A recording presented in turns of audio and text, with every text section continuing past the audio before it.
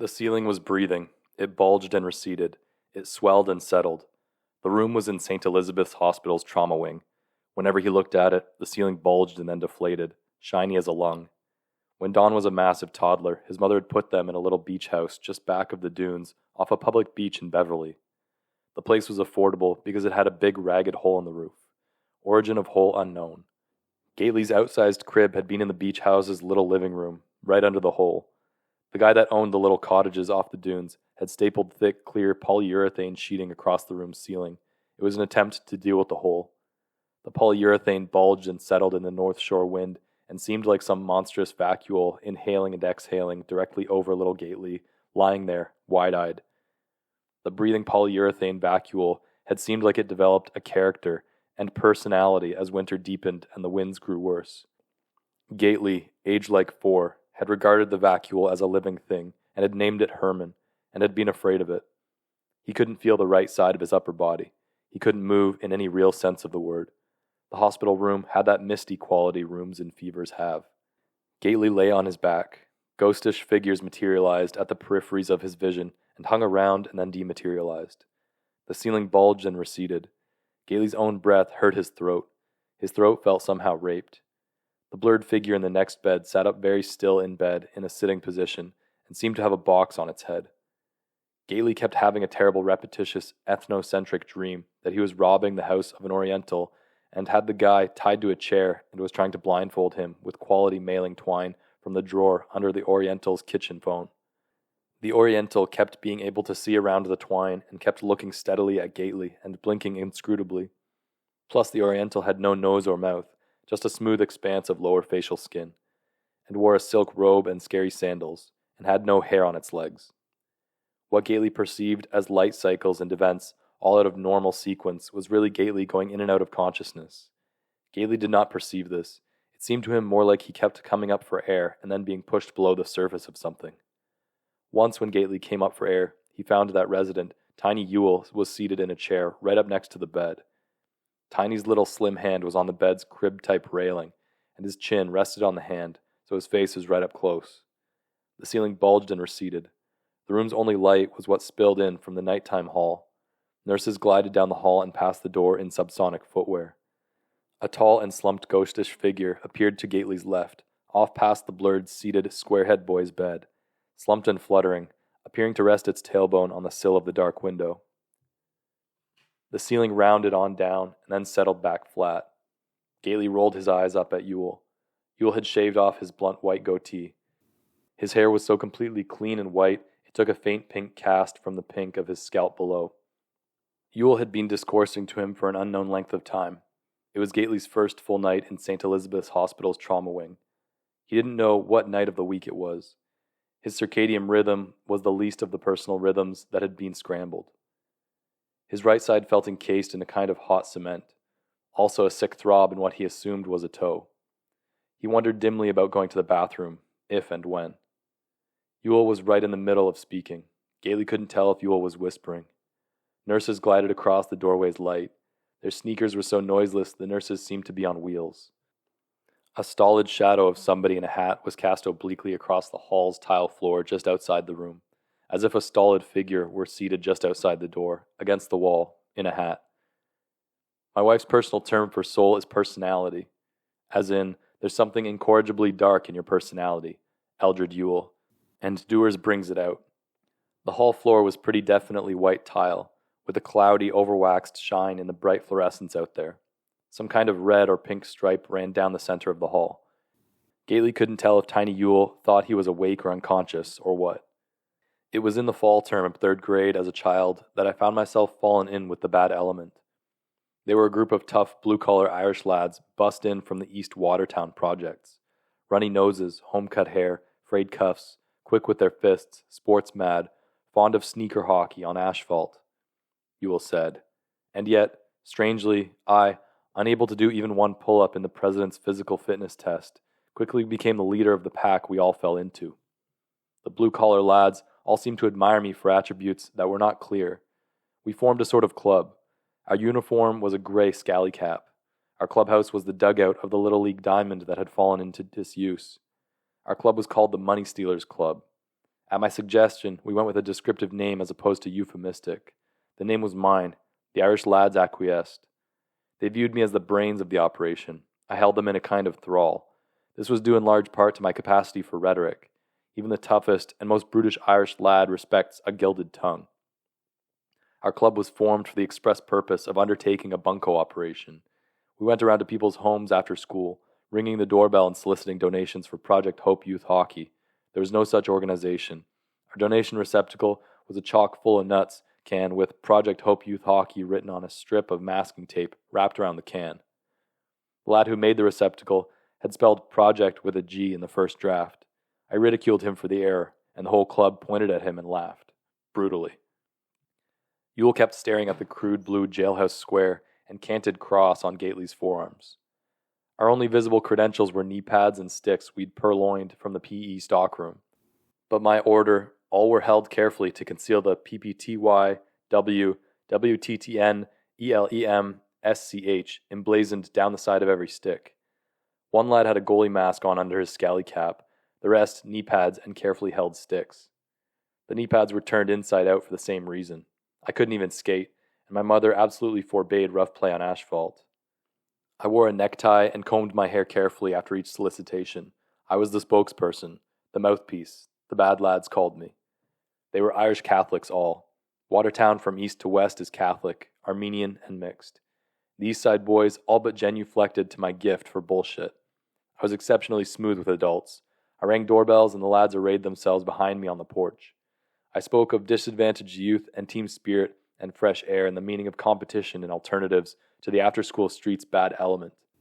I spoke of mothers in support hose and war-injured older brothers with elaborate prosthesis cheering disadvantaged lads on to victory against far better equipped teams. I discovered that I had a gift for it, the emotional appeal of adult rhetoric. It was the first time I felt personal power. I was unrehearsed and creative and moving. Hard-case homeowners who came to the door in sleeveless tees holding tall boys of beer with stubble and expressions of minimal charity were often weeping openly by the time we left their porch. I was called a fine lad and a good kid, and a credit to me, mum and dad. My hair was tousled so often I had to carry a mirror and comb. The coffee can became hard to carry back to the dugout, where we hid it behind a cinder block bench support. We'd netted over $100 by Halloween. This was a serious amount in those days. Tiny Ewell in the ceiling kept receding and then looming in, bulging roundly. Figures Gately didn't know from Adam kept popping in and out of fluttery view in different corners of the room. The space between his bed and the other bed seemed to distend and then contract with a slow sort of boinging motion. Gately's eyes kept rolling up in his head, his upper lip mustached with sweat. And I was reveling in the fraud of it, the discovery of the gift, Ewell was saying. I was flushed with adrenaline. I had tasted power, the verbal manipulation of human hearts.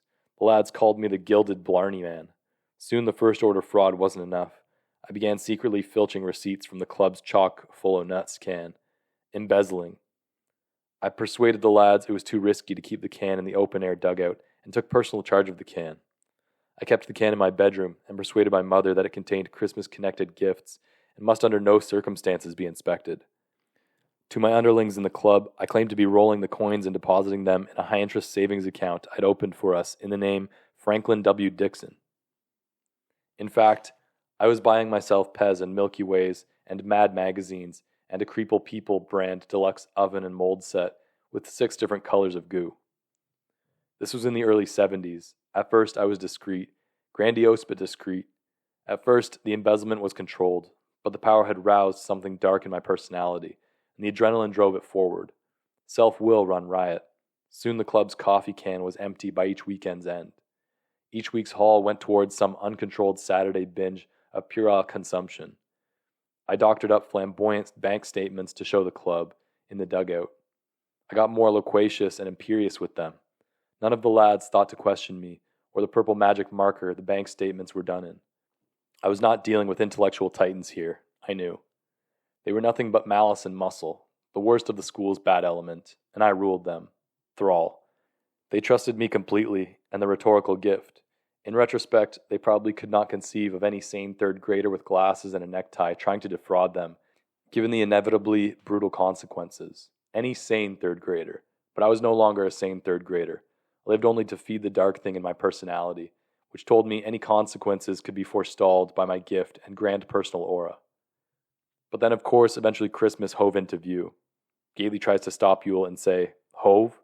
and finds to his horror that he can't make any sounds come out. The meaty Catholic East Side Bad Element lads now wanted to tap their non-existent Franklin W. Dixon account to buy support hose and sleeveless tees for their swarthy blue-collar families. I held them off as long as I could with pedantic blather on interest penalties and fiscal years. Irish Catholic Christmas is no laughing matter, though, and for the first time their swarthy eyes began to narrow at me. Things at school grew increasingly tense. One afternoon, the largest and swarthiest of them assumed control of the can in an ugly dugout coup. It was a blow from which my authority never recovered. I began to feel a gnawing fear. My denial broke. I realized I'd gradually embezzled far more than I could ever make good. At home, I began talking up the merits of private school curricula at the dinner table. The can's weekly take fell off sharply as holiday expenses drained homeowners of change and patience. This bear market in giving was attributed by some of the club's swarthier lads to my deficiencies. The whole club began muttering in the dugout. I began to learn that one could perspire heavily even in a bitterly cold open-air dugout. Then, on the first day of Advent, the lad now in charge of the can produced childish-looking figures and announced the whole club wanted their share of the accrued booty in the Dixon account. I bought time with vague allusions to co-signatures and a misplaced passbook.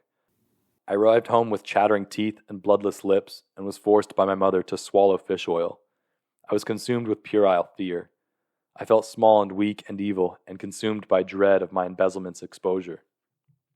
Not to mention the brutal consequences. I claimed intestinal distress and stayed home from school. The telephone began ringing in the middle of the night. I could hear my father saying, "Hello, hello." I did not sleep.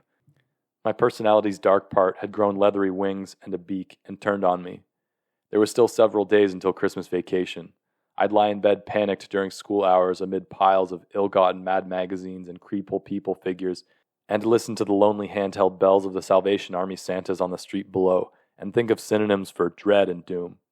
I began to know shame, and to know it as grandiosity's aide-de-camp. My unspecific digestive illness wore on, and teachers sent cards and concerned notes. On some days the door buzzer would buzz after school hours, and my mother would come upstairs and say, "How sweet, Eldred," that there were swarthy and cuff-rayed but clearly good-hearted boys in gray scally caps on the stoop, asking after me and declaring that they were keenly awaiting my return to school. I began to gnaw on the bathroom soap in the morning to make a convincing case for staying home. My mother was alarmed at the masses of bubbles I vomited and threatened to consult a specialist. I felt myself moving closer and closer to some cliff edge at which everything would come out. I longed to be able to lean into my mother's arms and weep and confess all. I could not, for the shame. 3 or 4 of the Money Stealers Club's harder cases took up afternoon positions by the nativity scene in the churchyard across from our house and stared stonily up at my bedroom window, pounding their fists in their palms. I began to understand what a Belfast Protestant must feel. But even more prospectively dreadful than pummelings from Irish Catholics was the prospect of my parents finding out my personality had a dark thing that had driven me to grandiose wickedness and left me there.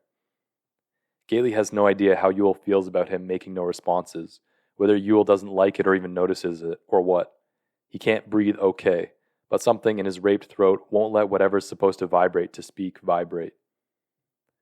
Finally, on the day before my gastroenterologist appointment, when my mother was down the street at a speculum party, I crept downstairs from my sick bed and stole over $100 from a shoebox marked IBEW Local 517 Petty Slush in the back of my father's den closet.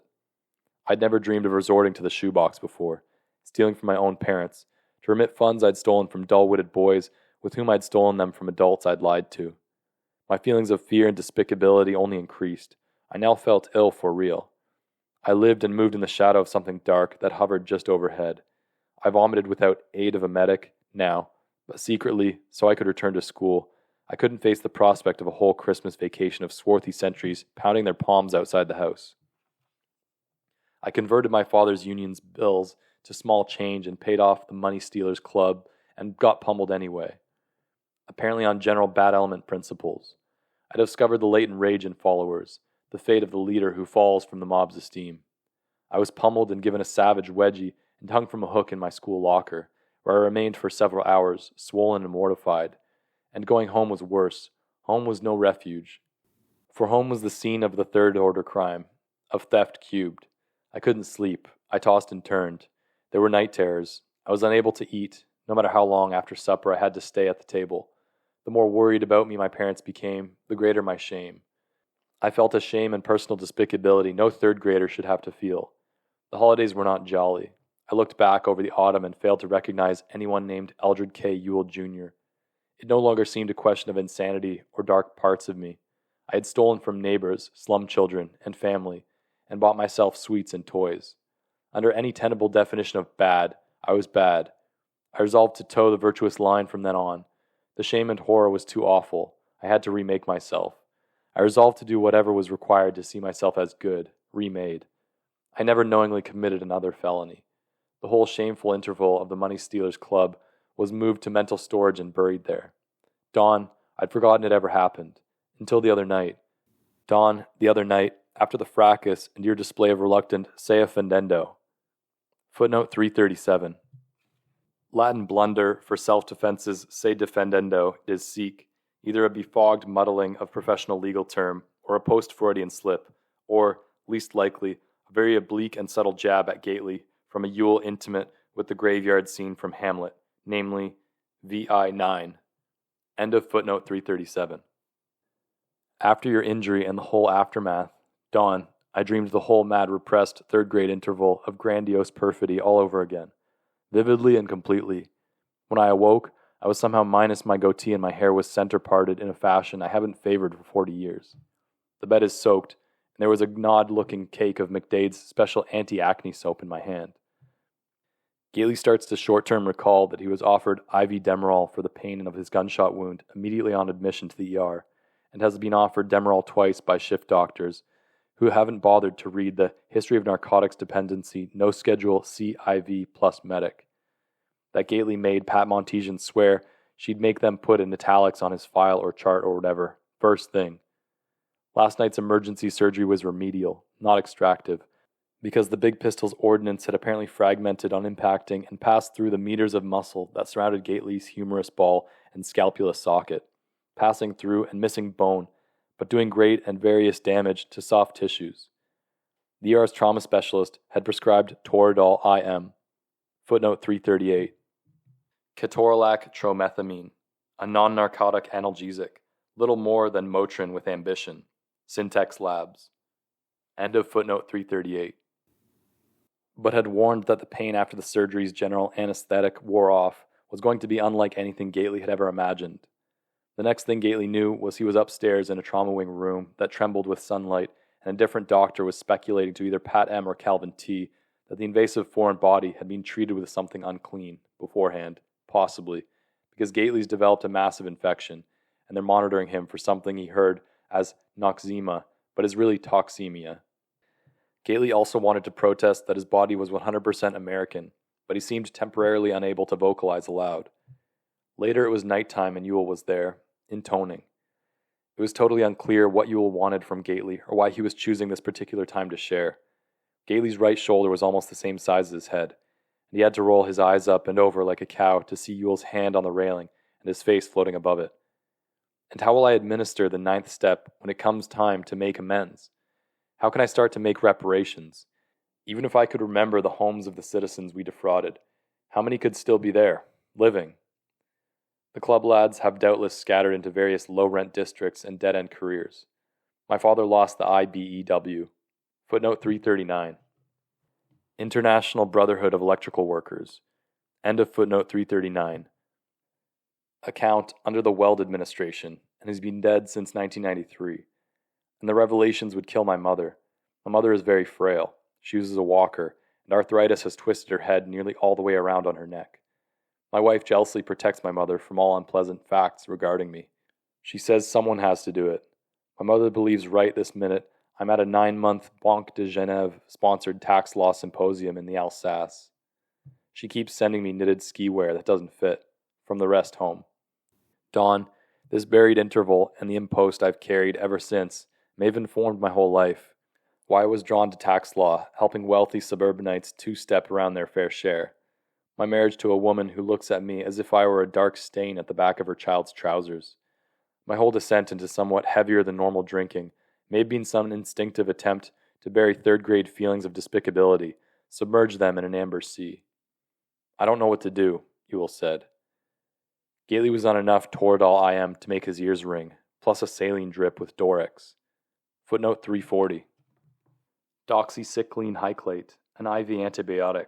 Park Davis Pharmaceuticals. End of footnote 340.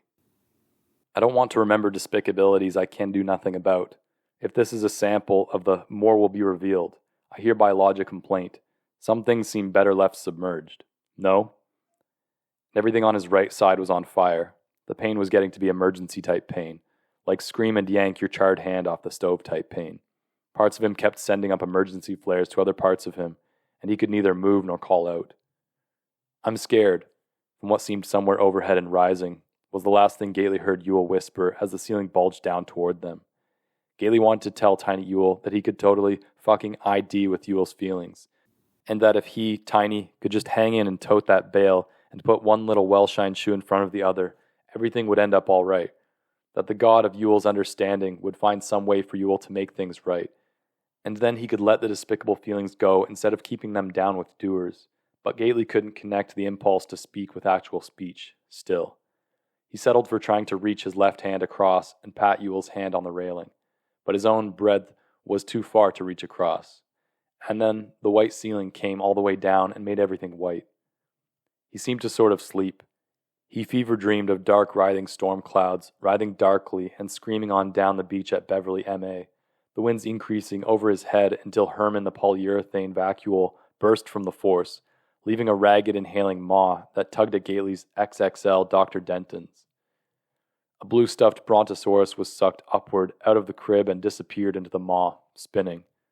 His mother was getting the shit beaten out of her by a man with a shepherd's crook in the kitchen and couldn't hear Gately's frantic cries for help. He broke through the crib's bars with his head and went to the front door and ran outside. The black clouds up the beach lowered and roiled, funneling sand, and as Gately watched, he saw a tornado's snout emerge from the clouds and slowly lower. It looked as if the clouds were either giving birth or taking a shit. Gately ran across the beach to the water to escape the tornado. He ran through the crazed breakers to deep, warm water and submerged himself and stayed under until he ran out of breath. It was now no longer clear if he was little Bimmy or the grown man Don. He kept coming up briefly for a great sucking breath and then going back under where it was warm and still. The tornado stayed in one place on the beach, bulging and receding, screaming like a jet, its opening a breathing maw, lightning coming off the funnel cloud like hair. He could hear the tiny tattered sounds of his mother calling his name. The tornado was right by the beach house, and the whole house trembled. His mother came out the front door, wild-haired and holding a bloody Ginsu knife, calling his name. Gately tried to call for her to come into the deep water with him, but even he couldn't hear his calls against the scream of the storm. She dropped the knife and held her head as the funnel pointed its pointy maw her way. The beach house exploded and his mother flew through the air towards the funnel's intake, arms and legs threshing, as if swimming in wind. She vanished into the maw and was pulled spinning up into the tornado's vortex. Shingles and boards followed her.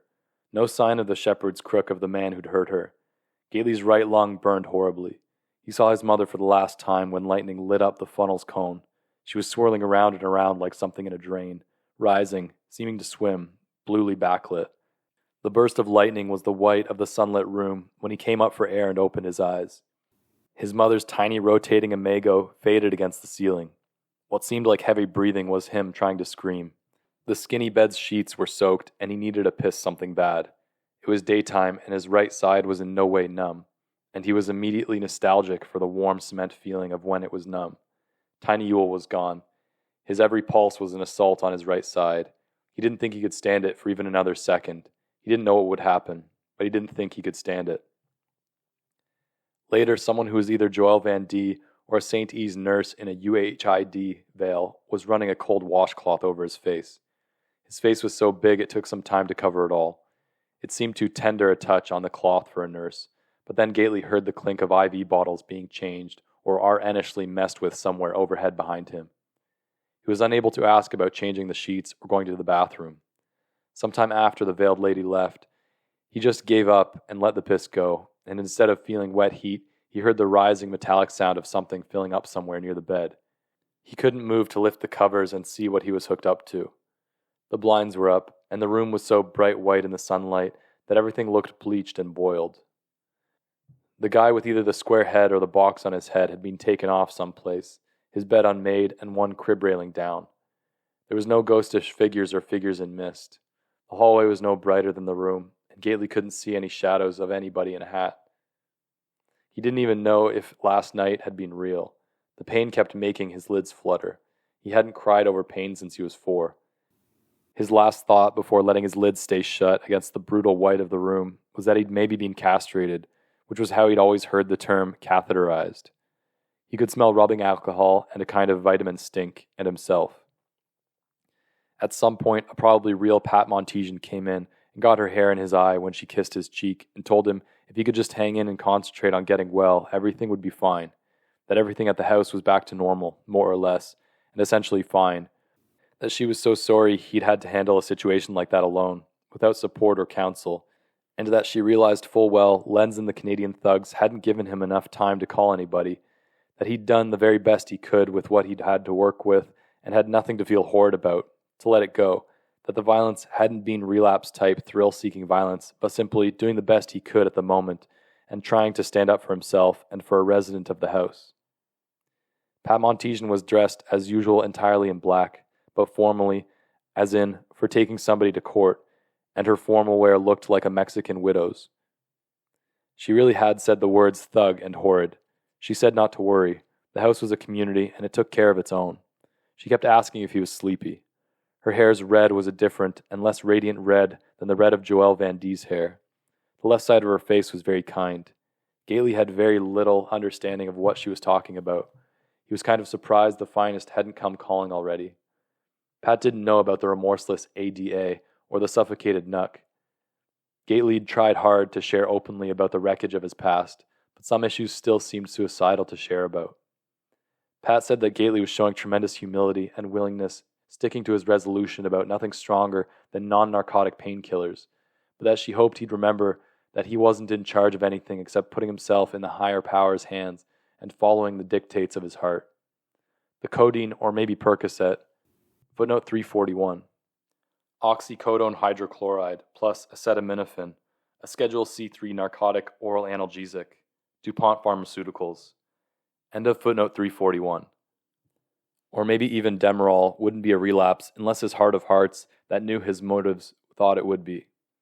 Her red hair was down and looked uncombed and mashed in on the side. She looked frazzled. Gately wanted very much to ask Pat about the legal fallout of the other night's thug fracas. He realized she kept asking if he was sleepy because his attempts to speak looked like yawns. His inability to still speak was like speechlessness in bad dreams, airless and hellish, horrid. What made the whole interface with Pat M possibly unreal was that right at the end, for no reason, Pat M burst into tears, and for no reason, Gately got so embarrassed he pretended to pass out and slept again, and probably dreamed.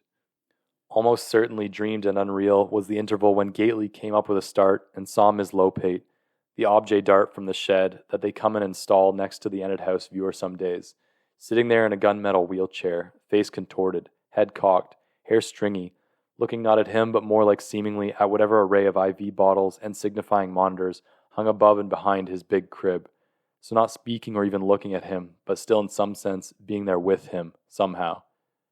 Even though there was no way she could have really been there, it was the first time Gately realized that the catatonic Miss L had been the same lady he'd seen touching the tree in number 5's front lawn late at night, some nights, when he'd first come on staff. That they were the same person, and that this realization was real even though the lady's presence in the room was not, the complexities of which made his eyes roll up in his head again as he passed back out again. Then, at some later point, Joelle Van Dyne was sitting in a chair just outside the railing of the bed, veiled, wearing sweatpants and a sweater that was starting to unravel, in a pink-bordered veil, not saying anything, probably looking at him, probably thinking he was unconscious with his eyes open, or delirious with noxema. The whole right side of himself hurt so bad each breath was like a hard decision. He wanted to cry like a small child. The girl's silence and the blankness of her veil frightened him after a while, and he wished he could ask her to come back later. Nobody had offered him anything to eat, but he wasn't hungry. There were IV tubes going into the backs of both hands, and the crook of his left elbow. Other tubing exited him lower down. He didn't want to know. He kept trying to ask his heart if just codeine would be a relapse, according to the heart. But his heart was declining to comment. Then at some point, Enid House alum and senior counselor Calvin Thrust came roaring in and pulled up a chair and straddled it backwards like a slow tease stripper, slumping and draping his arms over the back of the chair, gesturing with an unlit Rodney as he spoke. He told Gately that man he looked like shit something heavy had fell on. But he told Gately he should get a gander of the other guys, the Nucks in Polynesian wear. Thrust and the house manager had got there before EMPHH security could drag the finest away from issuing midnight street-side citations down on Calm Ave, he told Gately. Lenz and Green and Alfonso Perius Carbo had dragged/carried the passed-out Gately inside and laid him on the black vinyl couch in Pat's office, where Gately had come to and told them Ixnay on the ambulancier and to please wake him up in 5 more minutes, and then passed out for serious real. Perius Carbo seemed like he'd suffered a mild intestinal hernia from dragging/carrying Gately, but he was being a man about it and had refused codeine downstairs at the ER and was expressing gratitude for the growth experience, and the thoracic lump was receding nicely. Calvin Thrust's breath smelled of smoke and old scrambled eggs. Gately had once seen a cheap bootleg cartridge of a young Calvin Thrust having sex with a lady with only one arm on what looked like a crude homemade trapeze. The cartridge's lightning and production values had been real low quality, and Gately had been in and out of a Demerol nod, but he was 98% sure it had been the young Calvin Thrust. Calvin Thrust said how right there over Gately's unconscious form in the office, Randy Lenz had begun womaning right off how, of course, he, Randy Lenz, was going to somehow get blamed for Gately and the Nucks getting fucked up, and why didn't they just get it over with and give him the administrative shoe right now without going through the sham motions of deliberating? Bruce Green had rammed Lenz up against Pat's cabinets and shaken him like a margarita, but refused to rat out Lenz or say why irate Canadians might think a specimen as dickless as Lenz might have demapped their friend. The matter was under investigation, but Thrust confessed to a certain admiration for Green's refusal to eat cheese. Bruce G. had suffered a broken nose in the beef and now had a terrific set of twin shiners. Calvin Thrust said both he, Calvin Thrust, and the house manager had immediately on arrival pegged Lenz as either coked up or dreened to the gills on some dreen, and Thrust said he summoned every orida of self-control sobriety had blessed him with and had quietly taken Lenz out of the office into the special disabled bedroom next door, and over the sound of Bert F. Smith coughing up little pieces of lung in his sleep, he said he'd real controlledly given Lenz the choice of voluntarily resigning his Zenit residency on the spot or submitting to a spot urine and a room search and everything like that, plus to questioning by the finest, who were pretty doubtless even now en route with the fleet of ambulances for the Nucks. Meanwhile, Thrust said, gesturing with the gasper and occasionally leaning forward to see whether Gately was still conscious and to tell him he looked like shit. Meanwhile, Gately had been lying there passed out, wedged with 2 full filing cabinets to keep him from rolling off the couch he was wider than. It was bleeding in a very big way, and nobody knew how to, affix a tourniquet to his shoulder, and the good-bodied new girl with the cloth mask was bending over the arm of the couch, applying pressure to towels on Gately's bleeding, and her partly open robe was yielding a view that even brought Alfonso P.C. around from his herniated fetal posture on the floor, and Thrust and the house manager were taking turns asking for help to intuitively know what they ought to do with Gately, because it was well known that he was on probie against a real serious bit, and with all due trust and respect to Don, it wasn't clear at that point from the scattered damaged Canadian forms still in different prone positions out in the street who'd done what to who in defense of whatever or not, and the finest tend to take a keen interest in huge guys who come into ERs with spectacular gunshot wounds. But then when Pat M. pulled up in the Aventura, laying rubber a couple minutes later, she'd screamed rather unserenely at Thrust for not having already Ricky-ticked Don Gately over to St. E's on his own already. Thrust said he'd let go of Pat's screaming like water off a duck, revealing that Pat M. had been under felony-weight domestic stress at home, he knew. He said so Gately was too heavy to carry unconscious for more than a few meters, even with the masked girl filling in for Perius Corbo. And they'd just barely got Gately outside, still in his wet bowling shirt, and laid him briefly on the sidewalk and covered him with Pat's black suede car coat while Thrust maneuvered his beloved Corvette up as close to Gately as possible. The sounds of sirens on the way up Com Ave mixed with the sounds of severely fucked up Canadians returning to whatever passed with Nucks for consciousness and calling for what they called medicines, and with the crazed squirrel sound of Lenz trying to start his rusted-out brown duster, which had a bad solenoid. They'd heaved Gately's dead weight in the vet, and Pat M. drove interference like a madwoman in her turbocharged Aventura. Pat let the masked girl ride shotgun with her because the masked girl wouldn't quit asking her to let her come too. The house manager stayed behind to represent Enid House to EMPHH security and the somewhat less bullshittable BPD finest. The sirens got steadily closer, which added to the confusion because senile and mobile vegetable residents of both Unit Number 4 and the shed had been drawn out on the frozen lawns by the fracas.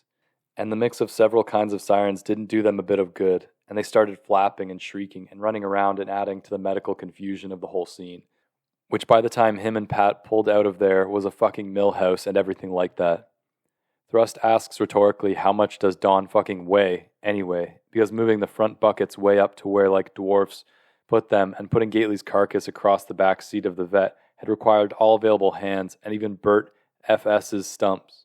Had been like trying to get something humongous through a door that's way smaller than the humongous thing was, and everything like that. Thrust occasionally tapped his gasper like he thought it was lit. The first squad cars had come fishtailing around the Warren Calm corner, just as they all came out of the EM driveway onto Warren. Pat in her car up ahead had made an arm motion that could have been either waving coolly at the passing finest or uncoolly clutching her head. Thrust said, had he mentioned Gately's blood? Gately had bled all over Pat M's vinyl couch and filing cabinets and carpet. The little EM streetlet, the sidewalk, Pat M's black suede car coat, pretty much everybody's winter coats, and the beloved upholstery of Thrust's beloved Corvette, which upholstery Thrust, might add, had been new and dear. But he said not to worry about it, Thrust said. The fucking blood was the least of the problems. Gately didn't like the sound of that at all, and started to blink at him in a kind of crude code to get his attention, but Thrust either didn't notice it or thought it was like a post-operative tic. Thrust's hair was always combed straight back like a mobster. Thrust said at the St. E's ER how the ER crew had been quick and ingenious about getting Gately out of the vet and onto a double-width gurney, though they did have some trouble lifting the gurney so they could get the legs with wheels set up under it so the guys in white could roll him in with more guys in white, walking briskly alongside of him and leaning over him and applying pressure and barking little orders in terse code like they always do in ERs and everything like that in emergencies. Thrust says he couldn't tell if they could tell right away it was a spectacular gunshot wound. Nobody used the G word or anything like that. Thrust had babbled something about a chainsaw while Pat nodded furiously. The chief two things Gately kept blinking rhythmically to try to find out were, did anybody end up getting killed, meaning the Nucks? And has this one certain ADA-type figure that always wore a hat come in from Essex County or given any sign of getting wind of Gately's whereabouts or involvement? And, so really three things, and will any of the Enid House residents that were right there on the scene from start to finish look respectable enough on paper to have credibility as like legal witnesses? Plus, he wouldn't mind knowing what the fuck Thrust was thinking of, scaring Lenz off and letting him screw off into the urban night, leaving Gately maybe holding the statutory bag. Most of Calvin Thrust's legality experience was filmic and pretty vice. Thrust eventually describes that one of the house manager's key coups of quick thinking was doing a quick TP scan and finding out which of the residents out there milling around with the catatonics on the street had up-in-the-air legal issues such that they needed to be sequestered in the protected area of the house, out of legal sight by the time the BPD's finest hit the scene. He says in his view it was lucky for Gately that he, Gately, was such a massive son of a bitch and had so much blood, because even so, Gately had lost huge volumes of blood all over people's upholstery and was in shock and everything like that by the time they got him on the double-width gurney. His face cheese-colored and his lips blue and muttering all this shock-type stuff. But even so here he, Gately, was not exactly ready for a GQ cover, but still sucking air. Thrust said in the waiting room at the ER, where they wouldn't let a working man smoke down there either. He said then the arrogant new girl resident in the white veil had up and tried to take Thrust's inventory for letting Randy L. resign and decamp before his part in Gately's legal imbroglio could be nailed down. And Pat M. had been pretty unconditionally loving about it, but it was obvious she wasn't thrilled with Thrust's tactics either, and everything like that. Gately blinked furiously to signify his agreement with Joelle's position. Calvin Thrust gestured stoically with his cigarette and said he'd told Pat M. the truth. He always told the truth, no matter how unpleasant for himself, today. He said he'd encouraged Lenz to ricky-tick out of there because otherwise he was afraid that he, Thrust, was going to eliminate Lenz's map on the spot, out of rage. Lenz's solenoid appeared to have been on the permanent dicky because the rusty duster was seen by a new resident, Amy J., real early the next AM, getting towed from its wrong side of the street spot in front of number 3, when Amy J. slunk back to the house all jonesy and hungover to get her hefty bag full of evicted personal shit, Lenz apparently having abandoned his wheels and fleeing off by foot during all the finest confusion and static with the ambulance drivers that who could blame them didn't want to take Canadians because of horrible paperwork for health card reimbursement for Nucks. The house manager had gone so far as planting herself out in front of the house's locked front door with her not all that small arms and legs spread out, blocking the door, assertively stating at whatever finest tried to enter that Ennet House was court-mandated protected by the Commonwealth of MA and could only be entered with a court order, and 3 working days mandated time for the house to file an injunction and wait for a ruling. And the finest and even the booger-eating morons that EMPHH security were successfully held in bay and kept out, therefore, by her, alone, and Pat M. was considering rewarding the house manager's coolness under fire by promoting her to assistant director next month, when the present assistant director left to go get certified in jet engine maintenance at East Coast Aerotech on a mass rehab grant. Gately's eyes keep rolling up in his head, only partly from pain. Unless he actually had a lit gasper going, Calvin Thrust always has this way of being only technically wherever he was. There was always this air of imminent departure about him, like a man whose beeper was about to sound. It's like a lit gasper was psychic ballast for him or something. Everything he said to Gately seemed like it was going to be the last thing he said, right before he looked at his watch and slapped his forehead and left. Thrust said whatever that nuck that the residents alleged shot him with was serious ordnance, because there had been bits of Gately's shoulder and bowling shirt all over the complex's little street. Thrust pointed at the huge bandage and asked whether they'd talked to Gately yet about was he going to get to keep what was left of the mutilated shoulder and arm. Gately found that the only audible sound he could make sounded like a run-over kitten. Thrust mentioned that Danielle S. had been over to mass rehab with Bert F.S. and had reported how they were doing miraculous things with prostheses these days.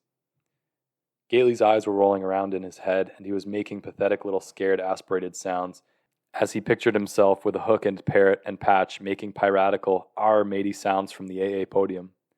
He felt a terrible certainty that the whole nerve assembly network that connected the human voice box to the human mind and let somebody ask for crucial legal and medical feedback must run through the right human shoulder. All kinds of fucking shunts and crazy interconnections with nerves, he knew.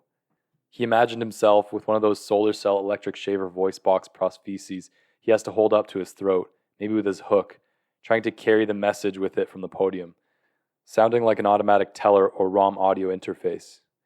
Gately wanted to know what day the next day was and whether any of Lenz's Nucks had been demapped, and what the official capacity of the guy was in the hat who'd been sitting just outside the door to the room either last night or the night before, his hat's shadow cast in a kind of parallelogram across the open doorway, and if the guy was still there, assuming the sight of the guy's hatted shadow had been valid and not phantasmic.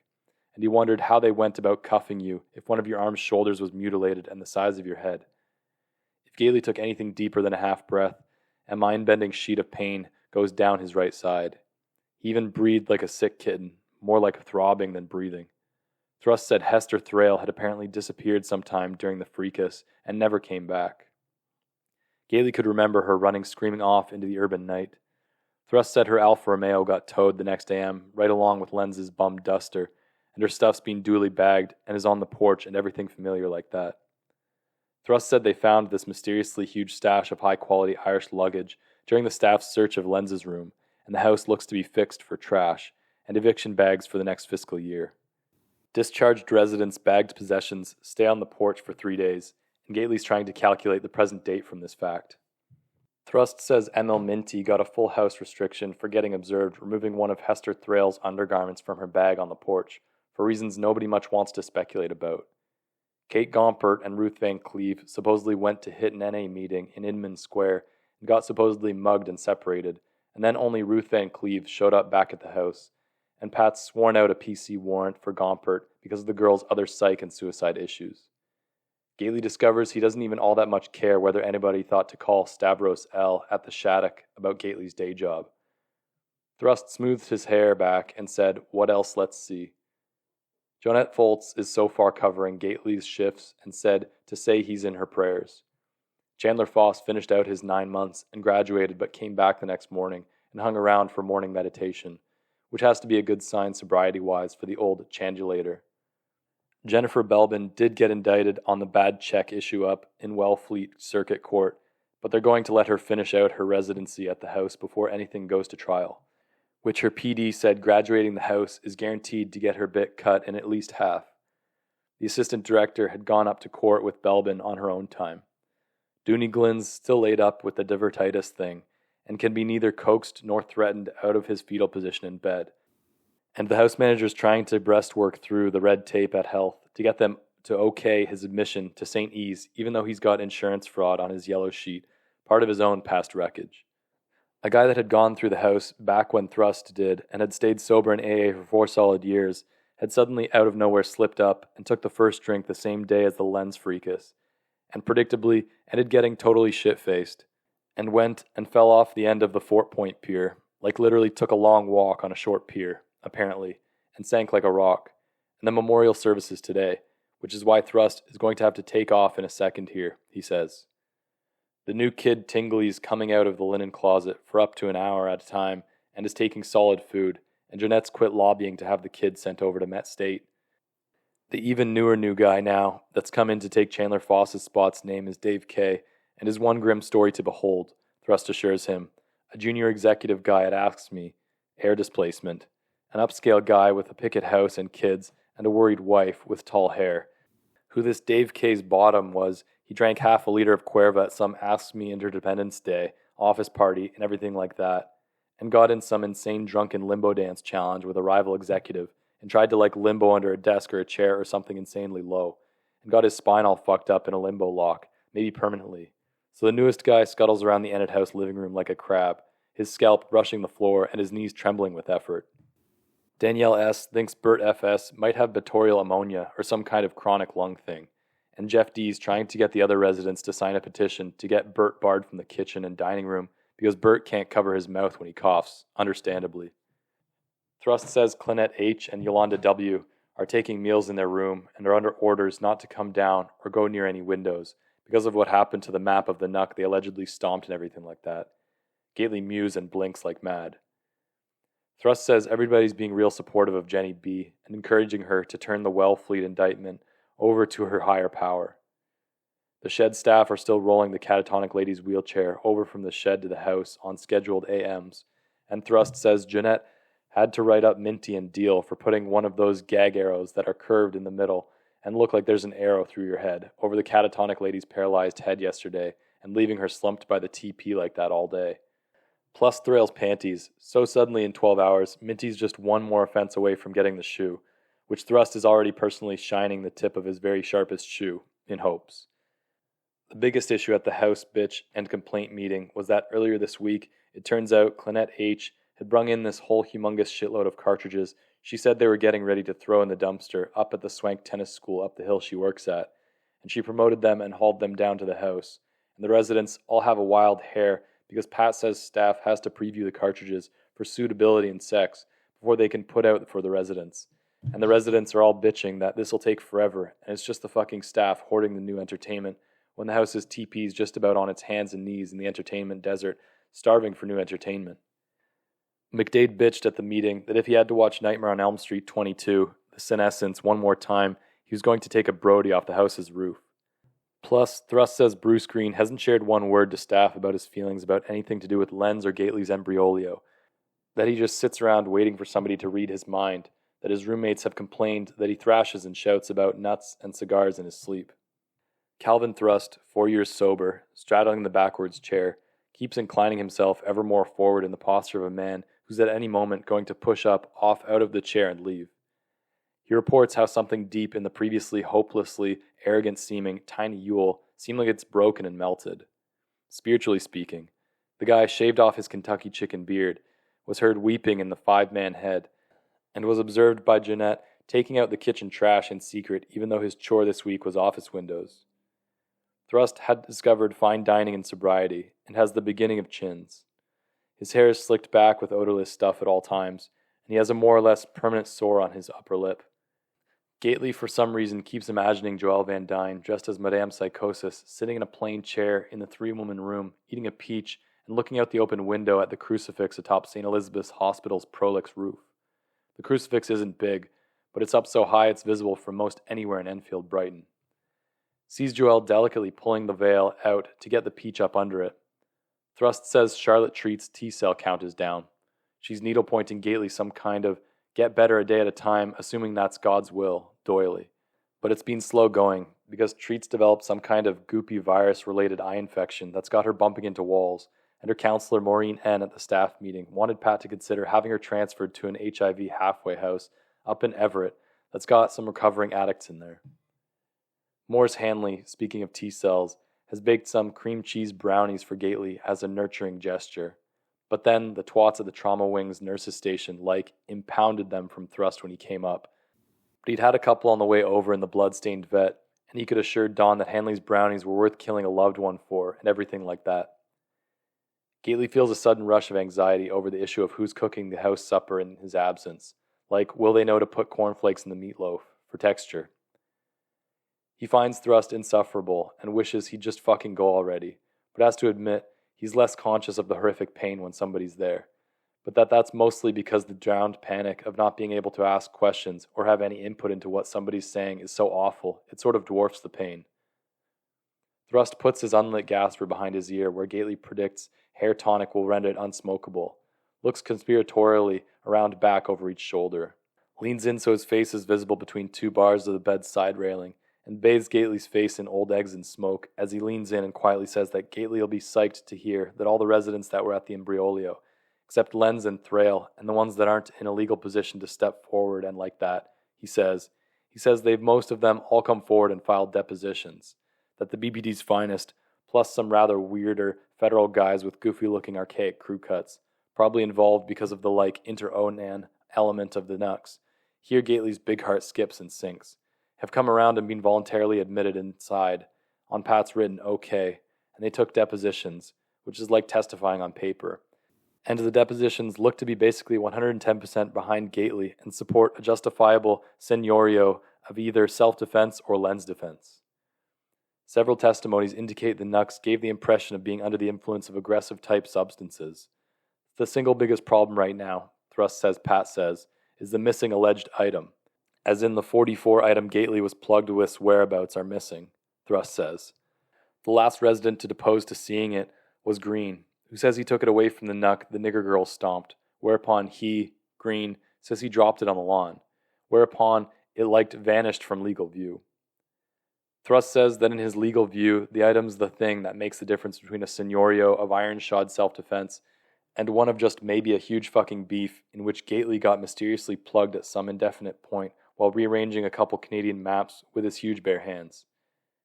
Gately's heart is now somewhere around his bare hairy shins at the mention of federal crew cuts. His attempted plea for Thrust to come out and say, did he actually kill anybody? Did he sounds like that crushed kitten again. The pain of the terror is past standing, and it helps him surrender and quit trying, and he relaxes his legs and decides Thrust gets to not say whatever he wants, that the reality right this second is that he's mute and powerless over Thrust. Thrust leans in and hugs the back of the chair and says Clynette Henderson and Yolanda Willis are on full house restriction in their room to keep them from coming down and maybe fucking themselves over legally in a deposition. Because the Nuck with the plaid hat with the ear flaps and the missing alleged item had expired on the spot from the spike heel through the right eye, as he was getting the shit stomped out of him as only female niggers can stomp, and everything like that. And Yolanda Willis had very shrewdly left the shoe and spike heel right there protruding from the guy's map with her toe prints all over its insides, meaning presumably the shoes, so producing the item was going to be in her strong legal interests too, as well, as Thrust analyzes the legal landscape. Thrust says Pat's limped around and appealed to every single resident personally, and everybody's submitted more or less voluntarily to a room and property search and everything like that, and still no large caliber item has turned up. Though Nell Gunther's hidden Oriental knife collection sure made an impression. Thrust predicts it'll be strongly in Gately's legal-judicial interest and everything like that to ransack his brain and mind for where and with who he last saw the alleged gun. The sun was starting to go down over the West Newton Hills through the double-sealed windows, now, trembling slightly, and the window light against the far wall was ruddled and bloody, The heater vents kept making a sound like a distant parent gently shushing. When it starts to get dark out is when the ceiling breathes, and everything like that.